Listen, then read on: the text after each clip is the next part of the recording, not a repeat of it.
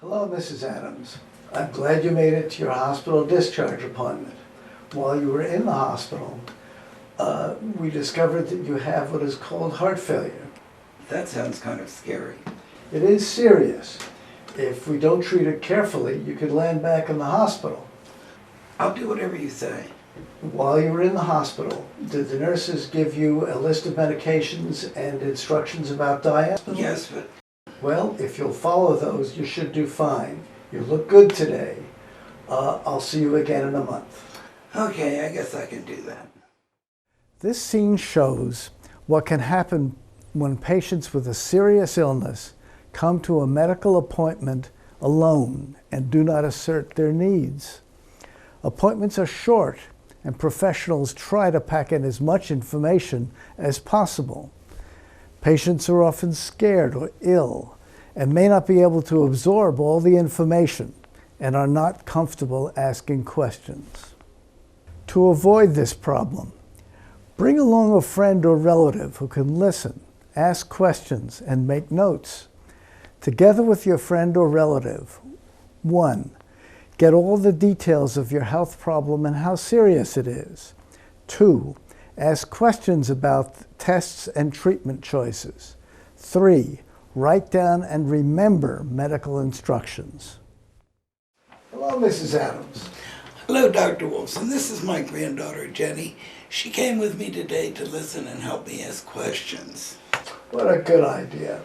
2 heads are better than 1. Nice to meet you. Could we start with a few questions my grandma had from her last visit? Grandma, why don't you tell Dr. Wilson what you were confused about? Well, how serious is this heart problem? And the medicine you gave me will cure it, won't it? Well, heart failure is quite serious. If it's not treated aggressively, you can land back in the hospital. There is actually no cure for heart failure, but we really should be able to control it with the medications.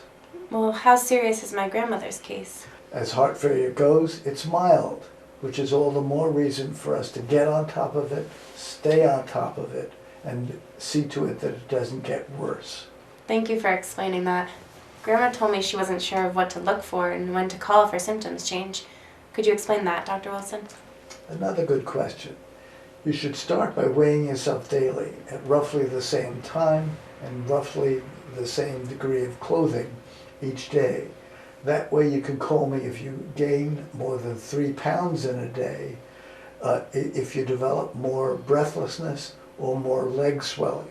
That's a lot for Grandma to remember. Could you give us some sort of handout? Sure.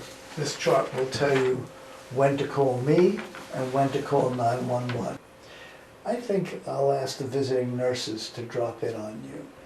They can visit you regularly for a while, check on your medications, instruct you further about diet, and make sure that you are doing everything you can to help yourself. Thank you, Dr. Wolfson.